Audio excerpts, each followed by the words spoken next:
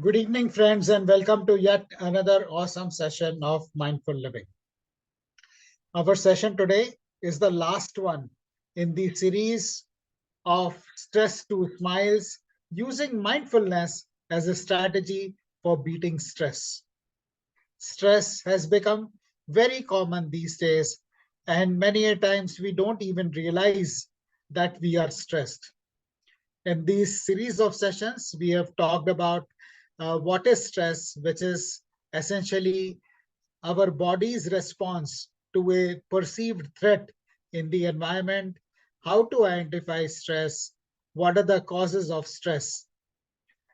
There may be many causes of stress, but there is one underlying cause, which is things not happening as per the way we would like them to be. If things happen our way, we are happy. If things don't happen our way, we become stressed. And then we talked about different strategies for being resilient. And the second strategy is being mindful. And it is on this strategy we have had a couple of sessions. And today is the last one in the series. The objective of our session today is to understand what is mindfulness, its component, and how it can help us beat stress and be resilient. Some of the things that we share in the session today, you may already be aware of them, or you may disagree with them. But I would request you to stay tuned to find that one golden nugget which can truly help you transform your life by beating stress. And it is my promise to you that you will find at least one such nugget in the session today. This is a small group that we have today. Please remain actively involved. Keep your cameras on. As per the best practices in learning, only 10% of our learning happens through attending sessions, 20% happen by discussions, and 70% happens when we apply the learning to our life. So I urge you to stay actively involved in the session today. As it's a serious topic, I thought let's start with a little bit of humor. And I will urge you to read this and enjoy this cartoon and begin by beating your stress.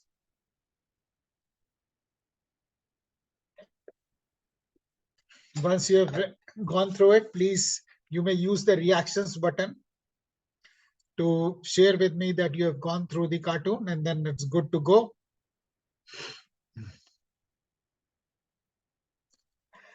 The session today is divided into three parts. First is understanding what is mindfulness, which we will cover briefly. What are its core components? Today, we are going to focus on two particular components, which is ego identification and choice, and how to build mindfulness into our daily lives. Mindfulness is an ancient practice which has its roots in the Vipassana meditation that was taught by Gautam Buddha 2,500 years ago. Soon after he taught it in India, it spread to neighboring countries and eventually disappeared from India. And it was brought back to India in 1960s by Sri Satyanarayan Goenka ji, the gentleman on the right top. And I had the privilege and good fortune of learning mindfulness from him directly in 1991. And I got certified as a teacher in mindfulness by Sean Fargo, who lives in California, US. The practice of mindfulness is an ancient one, and it has now been adopted mainstream. And a lot of that credit goes to a gentleman, Dr. John Kabat-Zinn, who gave us this definition of mindfulness. He says mindfulness is keeping one's complete attention to the experience on a moment-to-moment basis in an open and non-judgmental way. This may sound very simple, but it is very profound. Let us understand this better by looking at the 5 core components of mindfulness. It is keeping our attention. Our attention is the foundational element of mindfulness. Good evening, Jatin.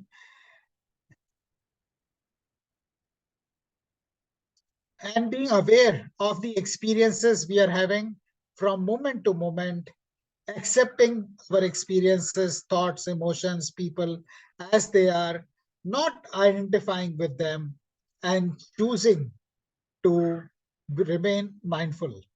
Today's session, we are going to focus on the last two aspects, attention, open awareness, and acceptance. We have dealt in the earlier sessions.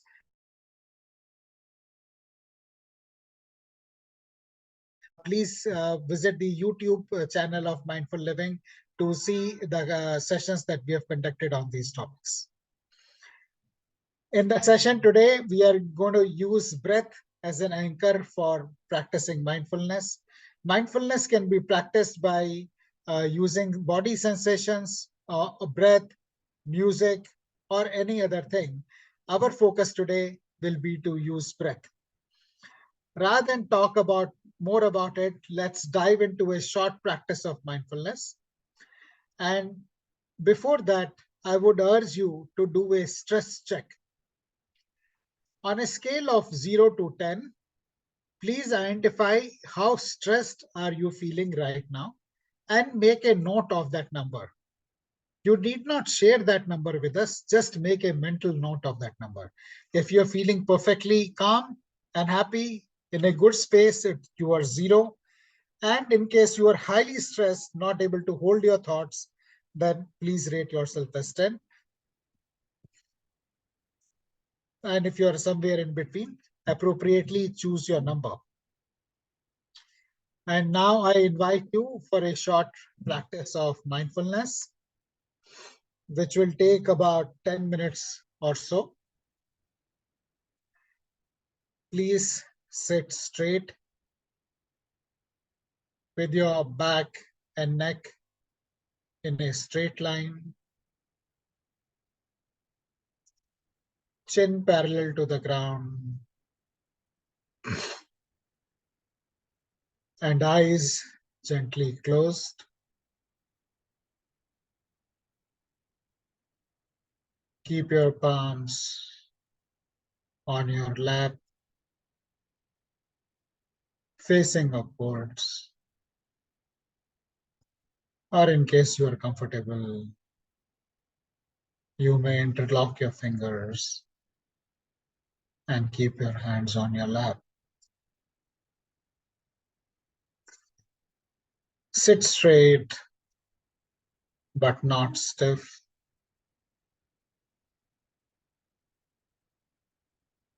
And bring your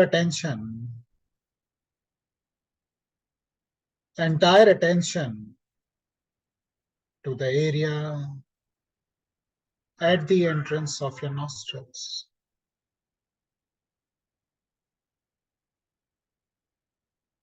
And observe every breath that is coming in and moving out.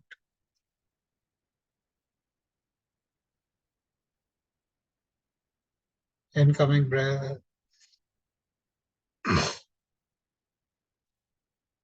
outgoing breath.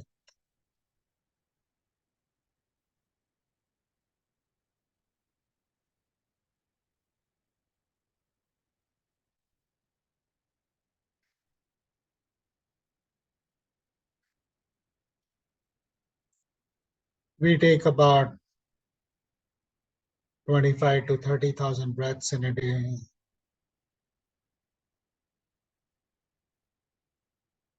Hardly any of them consciously. This is your opportunity to breathe consciously and enjoy every breath that you take in. Observe every breath that moves out.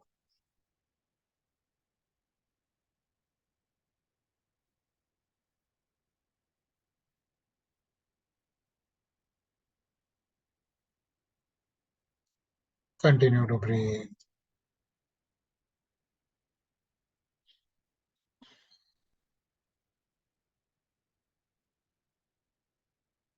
We are just going to be observing our breath as it is. If it is coming in from the left nostril, left nostril. If it is coming in from the right nostril, right nostril. Or both the nostrils, as it is.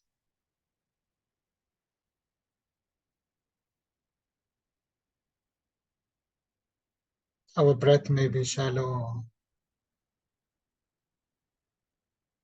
or deep.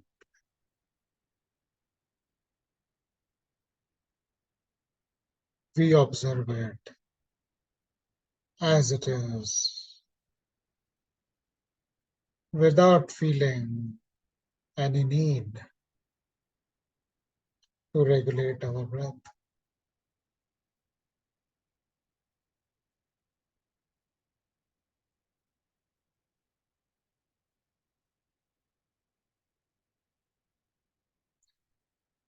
Observe every breath as it comes in,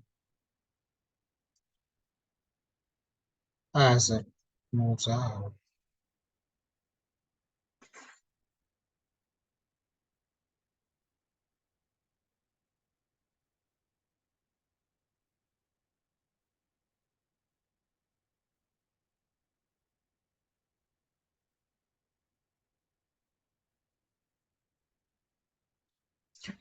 Be alert like a watchman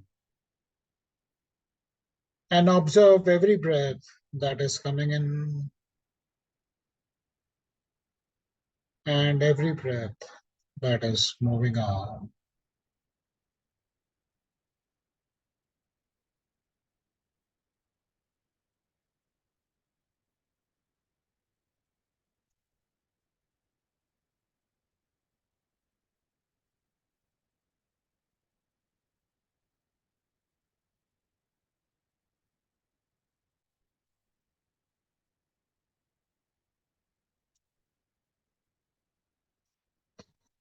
Using breath as an anchor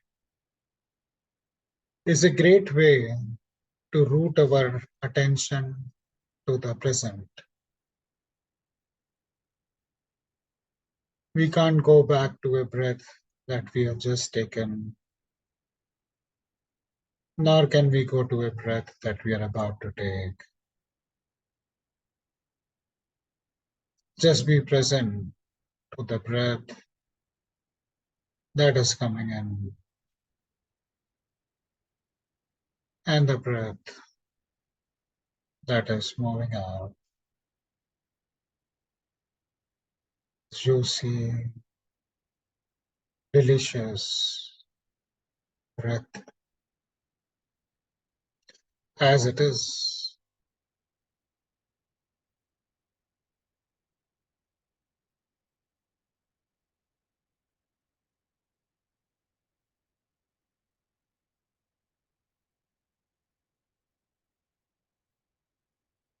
Past and is gone. Future is yet to arrive. All we have got is the present.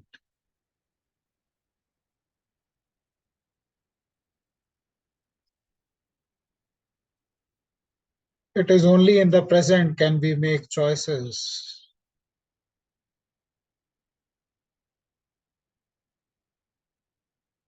to elevate our life to the next level.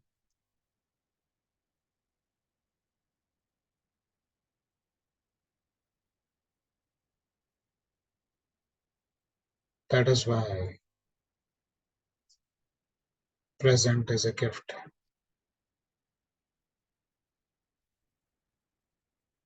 Continue to breathe.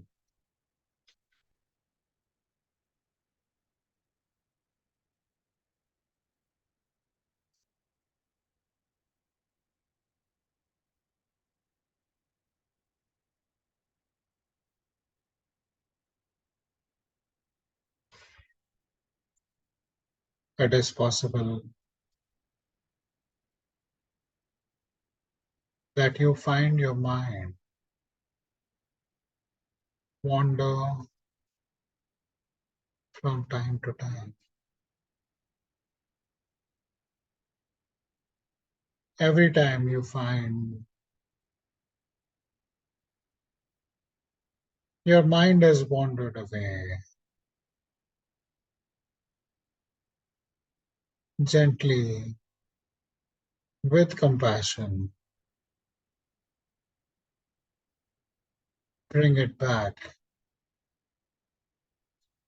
to focus on your breath.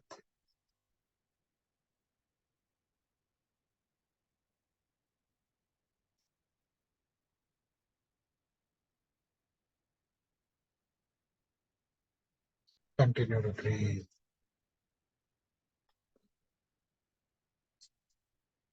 In a couple of seconds from now,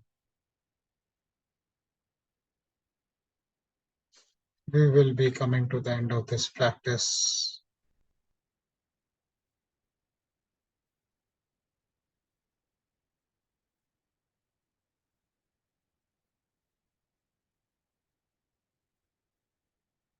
Continue to breathe.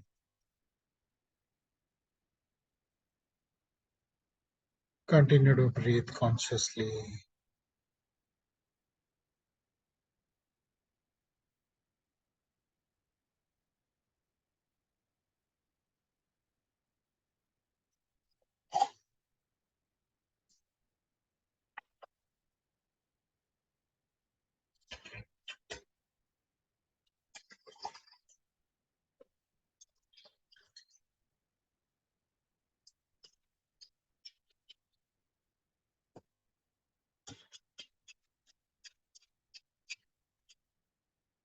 Before we come to the end of this practice, consider setting an intention that this practice of being mindful will help you and everyone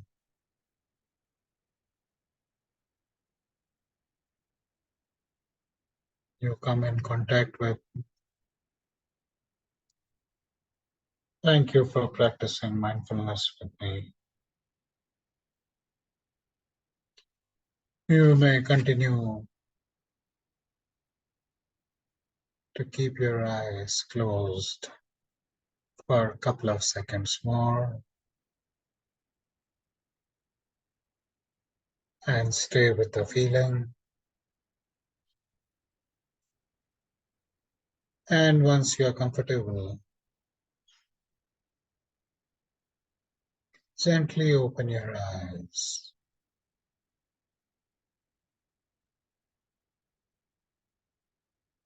and share with us your experience of how this brief practice of mindfulness felt for you.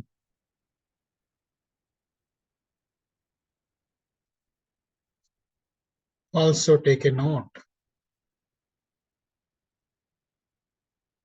of how stressed you are feeling now and share with us only the reduction that you have experienced.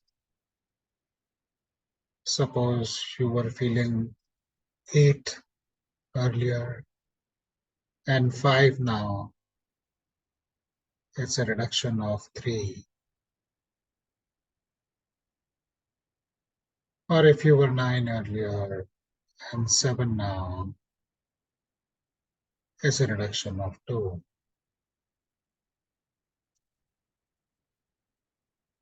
Please share with us in the chat what is the reduction that you've experienced.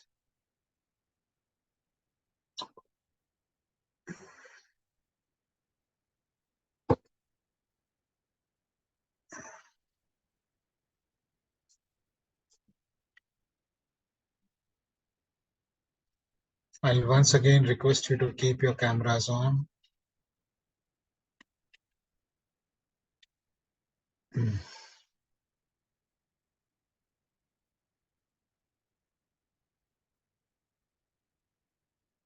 Wow. Rosina says her stress is reduced from 8 to 4. That's a 40% reduction in a brief 10 minutes practice. Thank you for sharing that, Rosina. Anybody else would like to share?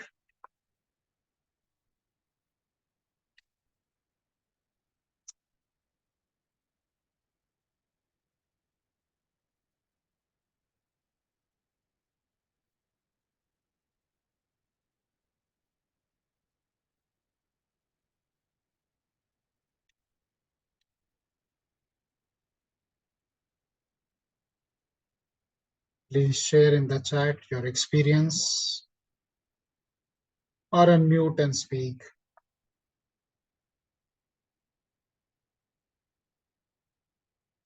I'm waiting to hear from you.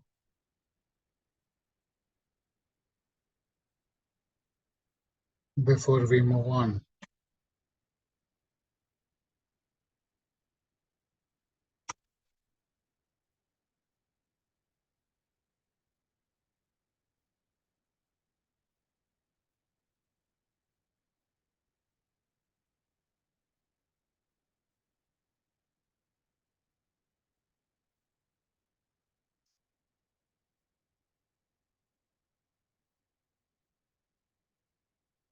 Lvinder ji, Abdur, Srilata, Jatin,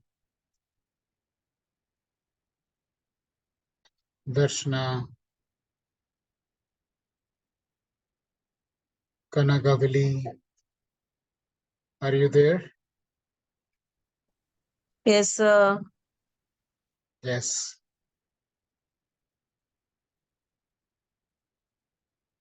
Please share your experiences and reduction in the score if there is.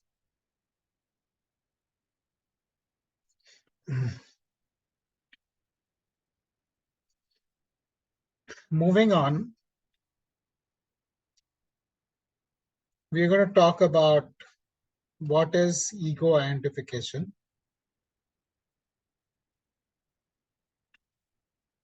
We normally think of ego in terms of an inflated sense of self-importance that a person has got.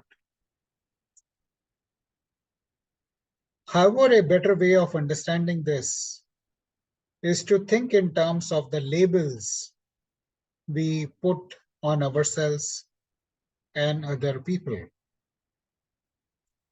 This is how we describe ourselves and others. So normally, when I used to work in the corporate sector, I would say I'm a VP or an SVP from this company, working in this office, blah, blah, blah. This is my name and this is what I do. And there are many, many ways we look at ourselves. And each of this reveals a lot about this. Our name, our family name, our age, whether I'm an infant, teenager, preteen, young adult, senior citizen, male, female, transgender, son, daughter, father, brother, sister. What is the education I have had? Whether I'm a doctor, engineer, whether I live in Pune, Bombay, Delhi, whether I'm single, divorced, married, widower,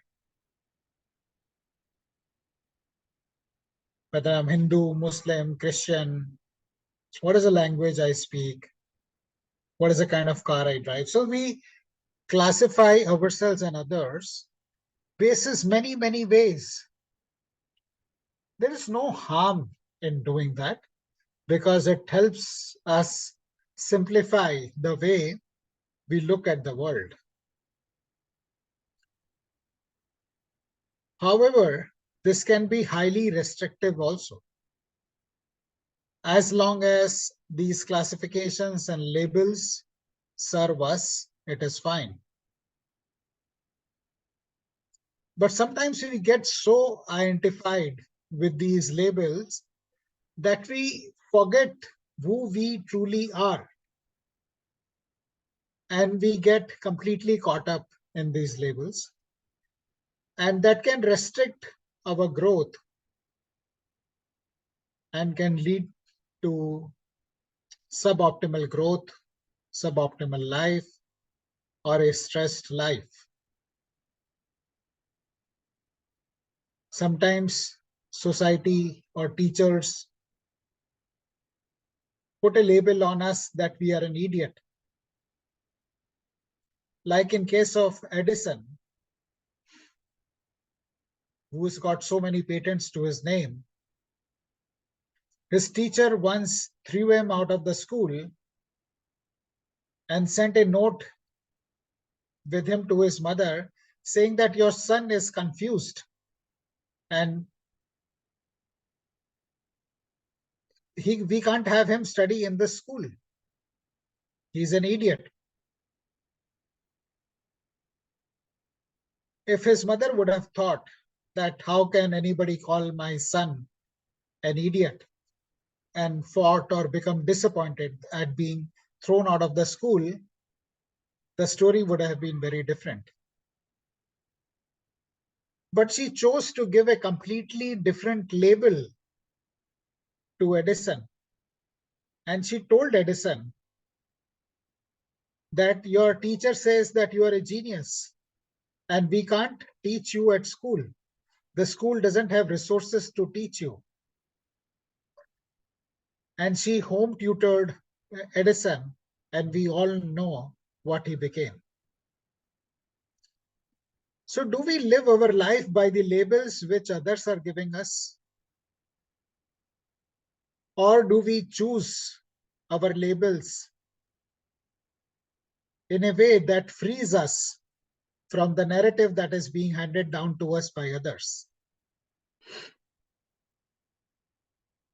When I lost my father, suddenly from being a son, I became a breadwinner for the family.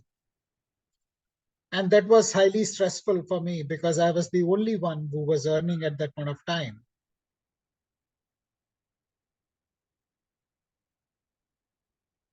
And then I got married, I became a father. And then I left my corporate career and started my business, I was very worried for my daughters, whether I am putting enough money on the table that will ensure that they get the education that they deserve. And my role as a husband came the last. So what is the role that we are choosing and how we are acting out of that, and whether that's doing justice to people around us or not is something we need to be conscious of. Similarly, we may choose to think of ourselves as a management trainee rather than as a future CEO. And the way we think is how our future will be. There was an experiment which was done in a school, and a class of dull students was given to a teacher, and the teacher was told that this is the brightest group of students that we have in the school. And another teacher was given the brightest set of students, and the teacher was told that this is the dumbest group that we have in the school. And the way teachers treated the dumb students, thinking that they are the brightest, and vice versa, created completely different results. So how do we choose to think of ourselves, of people around us? Sometimes we think we are young and we can't do this. Sometimes we think we are old and we can't do this.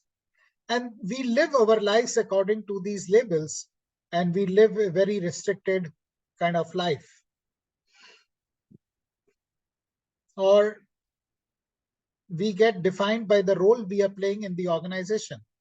There was a case study I came across recently where in a soap factory, the challenge they were facing was that in some of the wrappers, the soap was not getting filled. And as a result, there were customer complaints that were coming. The matter got escalated to the CEO and he hired a consultant to solve the problem. And the consultant recommended changes in the assembly line, which would have been very costly. And the organization was not in a position to make those changes. So they took the problem back to the shop floor.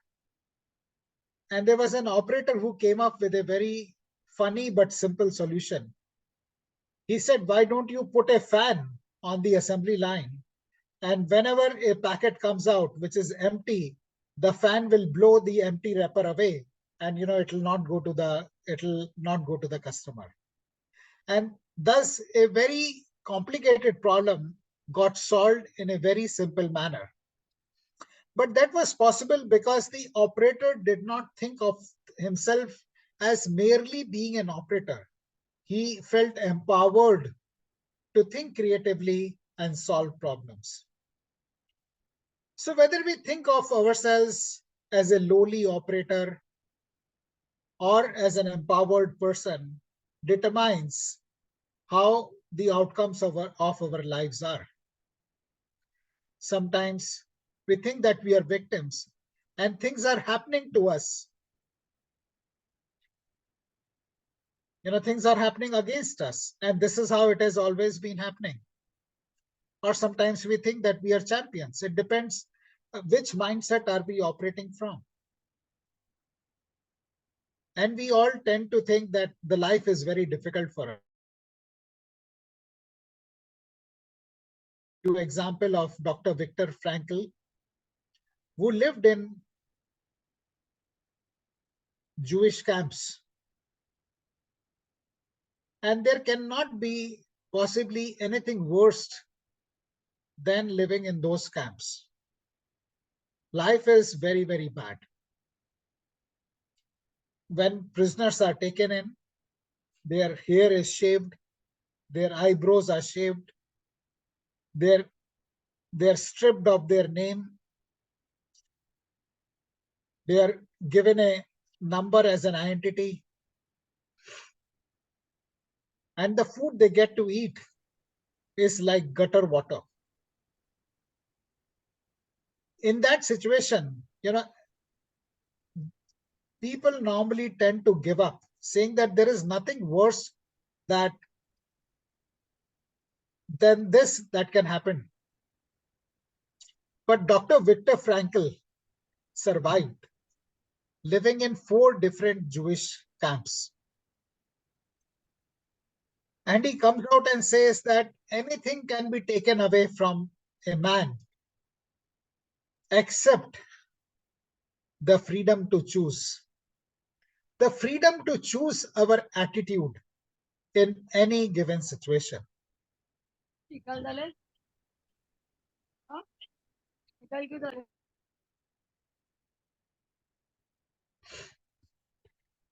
And when we choose whether we are feeling like a victim or a victor, then our outcomes of the life also change. Dr. Viktor Frankl was one of the few people who survived the Jewish camp and lived on to tell his tale. I'll pause here to see if you have any questions or comments before we move on to talk more about the choices. Thank you, Kanagavli. Thank you, Jatin. If you have any questions or comments, please unmute and speak.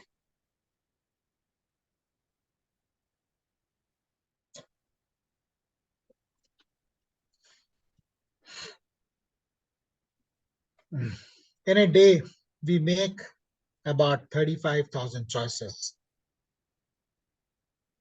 And our choices are the tool with which we shape our lives.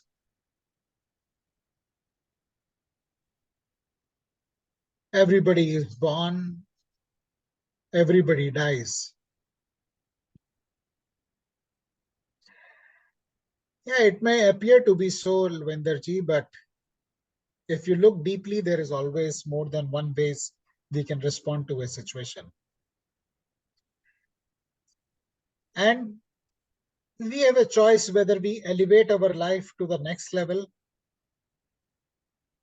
we stay the same, which is not very different from regressing.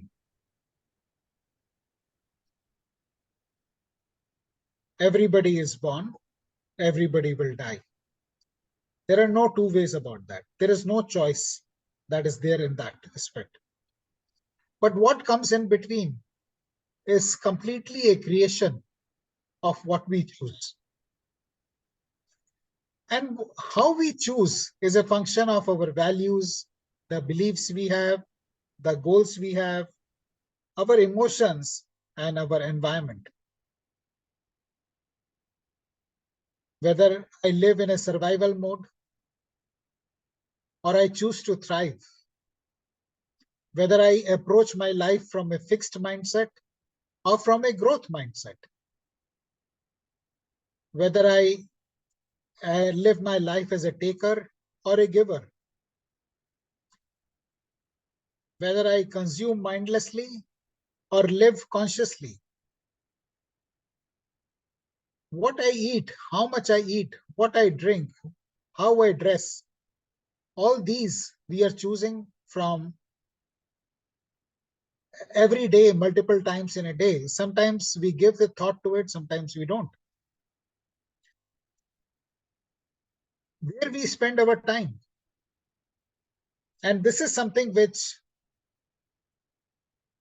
a pauper or a billionaire has the same amount of 24 hours in a day.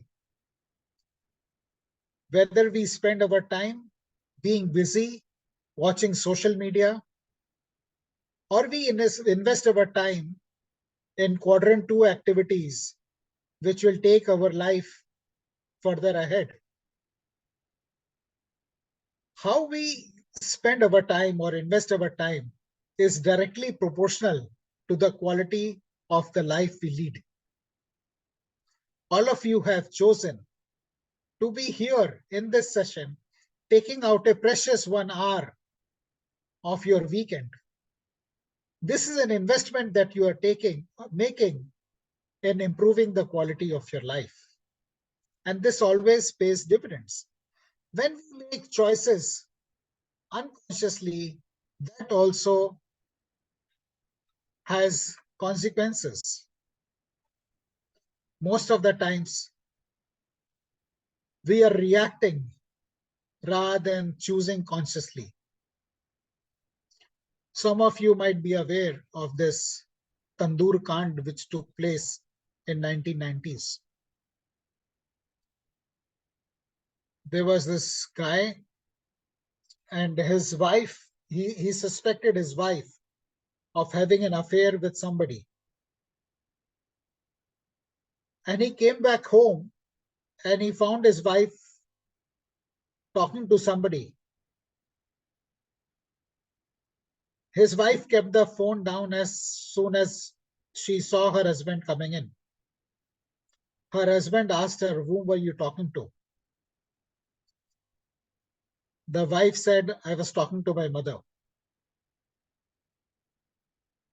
Husband redialed the phone and realized that she was talking to her ex-boyfriend.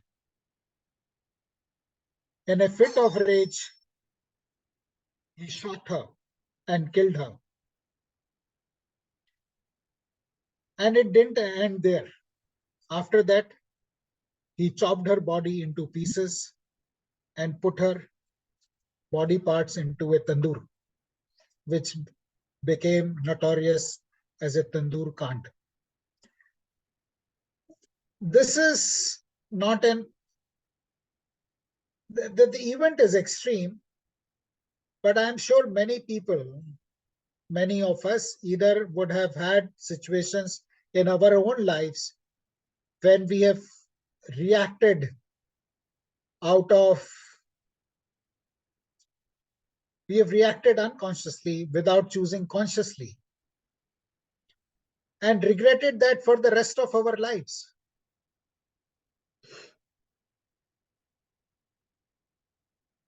So it is very important for us to pause, to learn to pause before we react. And this choice can clearly elevate our life to the next level. When we choose to pause and then decide what is it that I want to do in the next moment. And it can apply whether it comes to spending money recklessly, it could apply to binge watching, it could apply to binge eating, it could apply to drinking, it could apply to killing, whatever. There have been many stories where people have killed their family members because they refuse to buy them Apple phones. So it's just that if we can learn to be mindful, we can choose to be responsible rather than act out of a program that has been fed into us. And the best way to learn to be mindful is not in that moment when we are facing that situation. This is a brilliant quote by General Norman, where he says, the more you sweat in peace, the less you bleed in war. And this applies to mindfulness also. We can't practice mindfulness when we are facing that tough situation. We need to practice mindfulness on a day-to-day basis, on a moment-to-moment basis, so that when we face that difficult situation, we are able to act mindfully. And on that note, I would like to draw this session to a close today with this quote from Shah Rukh Khan from a very hit movie, Dilwale Dulhaniya Le Jayenge. And Shah Rukh Khan is talking about what his mother used to tell her. वह मुझसे हमेशा एक बात कहती थी जिसे मैं आज भी नहीं भूला हूं. वो कहती थी, बेटा जिंदगी में हर मोड़ पर तुम्हें दो रास्ते मिलेंगे. One in which initially there will be difficulties, but the life will be easier later. And the other one where initially it appears to be easy, but it's a downward hill and the life will become difficult later. These are the choices we face on a day-to-day basis. What is it that you're going to choose for yourself? So please take a couple of minutes. Please take 3 minutes to reflect on something. What are the labels that you are choosing for yourself and your family members, for your colleagues? Are you pushing away tough decisions? Or are you embracing tough decisions? I will time you. Please reflect on what we have discussed today and share with us in the chat or unmute and speak for yourself.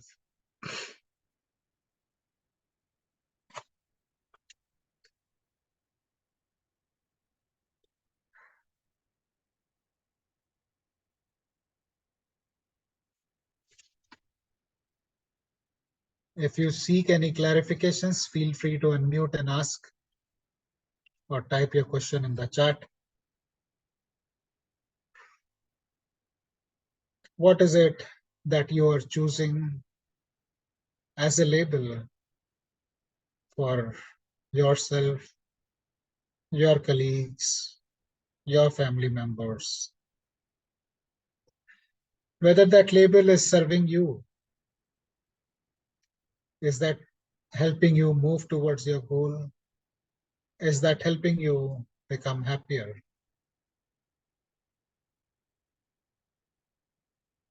Also reflect on the choices that you make on a day-to-day basis. Are your choices helping you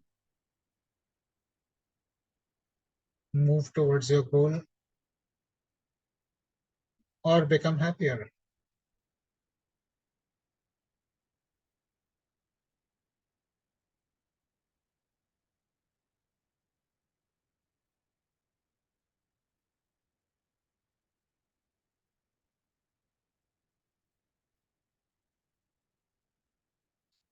What is it that you will start doing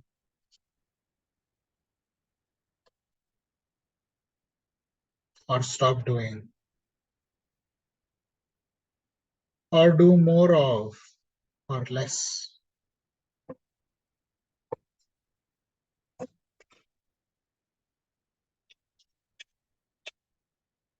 Yes, Jatin, thank you. We'll come to you in a minute.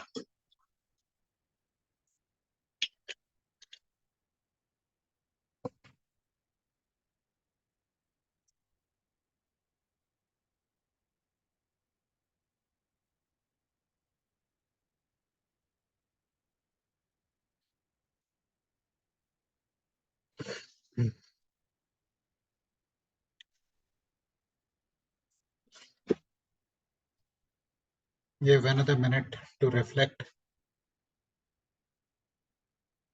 And then we will open up the session for question and answers.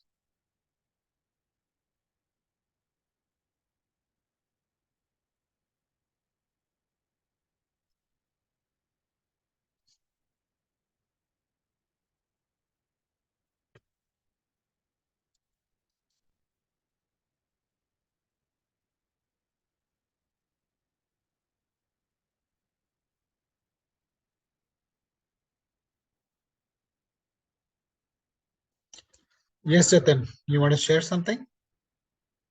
Yes, sir. Uh, Yes, Good go on. evening. Good evening, sir. Good First of evening, all, sir, Jatin. a very beautiful session, sir, and a very calming session, I would say, sir. If you have all the some nerves before the class, you feel completely relaxed, and the way you share the things, sir. So that is also very amazing, sir.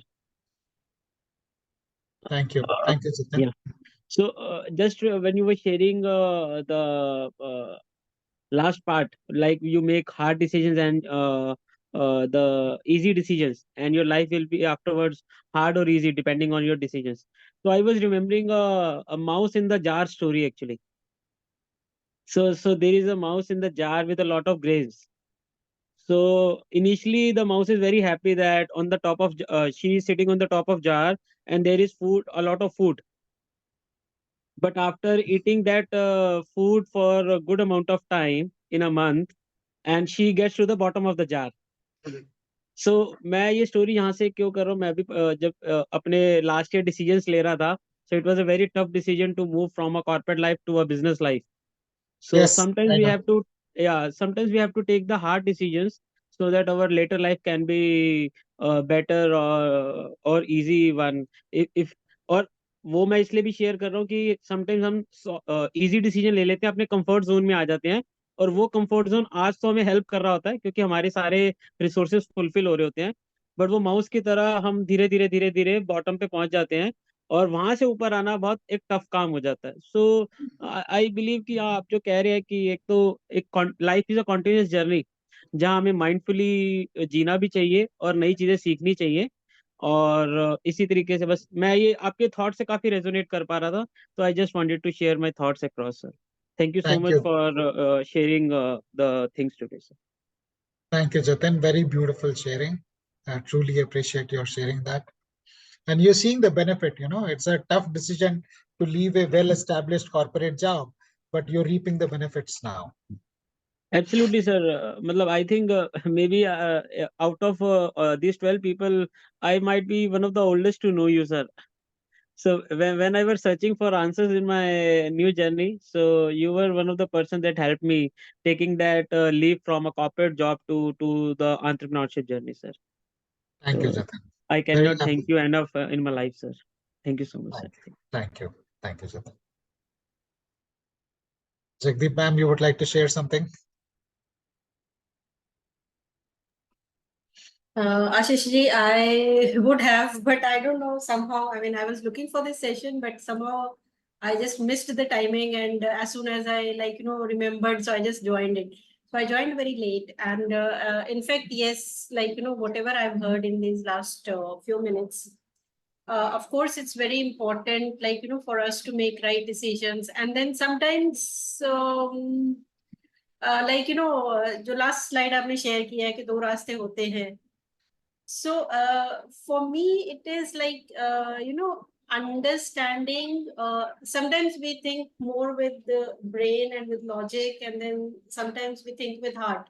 So I always have a kind of dilemma as to which one to follow sometimes, right? So sometimes when we think of with the brain and with the logic and everything, but it doesn't turn out in that way, or it takes longer to get the results. So that is where, sometimes my confidence gets shattered. So what would you like to advise, and what would you like to share from your side on that?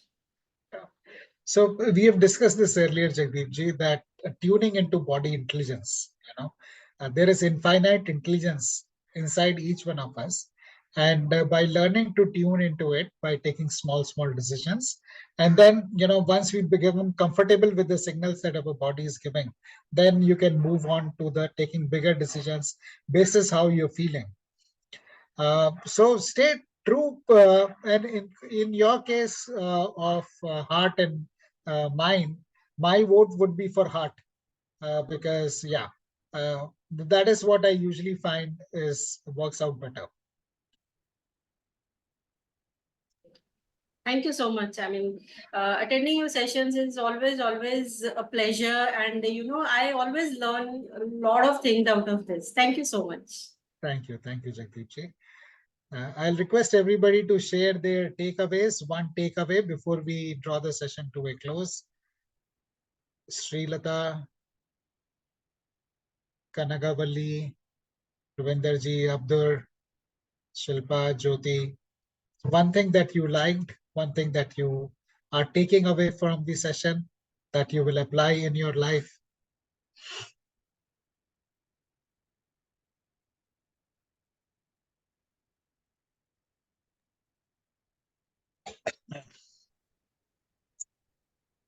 Ashish ji, for today, I'm taking the pause. I need it badly, I feel. So I'm taking that pause and apply it from today itself. Very happy to take that tool. Thank you. Thank you. That's a very powerful one. Thank you so much. Thank you so much. Thank you. Thank you, Ravinderji. Pausing is a very, very powerful tool. And sometimes, one of the pushbacks that I get from my audience is, if I pause, I will appear to be slow. I will appear to be dumb. We are only if we respond quickly, we are considered intelligent and sharp. If we pause, we are thought to be dumb and slow. But it's not like that. The pause need not be a minute. It's fractions. So typically our reaction time is 1/5 of a second. So even if we can pause for a second or 2 seconds, and a second or two are they hardly can be perceived by other people. Even if we can pause for 1 or 2 seconds, it's good enough for us to respond, choose what I want to do in that moment, and create our life consciously rather than react and repent later. All right, Abdur. We'll be happy if you can share any specific takeaway. Thank you, Srilata. Pause is very important. It needs practice, but it'll yield big dividends. That is what I would like to share. So on that happy note, we will draw the session to a close. There will be no session next weekend because I'm traveling to Bombay. And the week after that, we will come back to you with the details. So thank you. Have a very nice remainder of the weekend and have a great week ahead. Thank you, everybody, for joining. Thank you. Thank you. Thank you, Linderji. Thank you, everyone. Thank you so much. Thank you, Shilpa. Thank you. Take care, everyone. Thank you.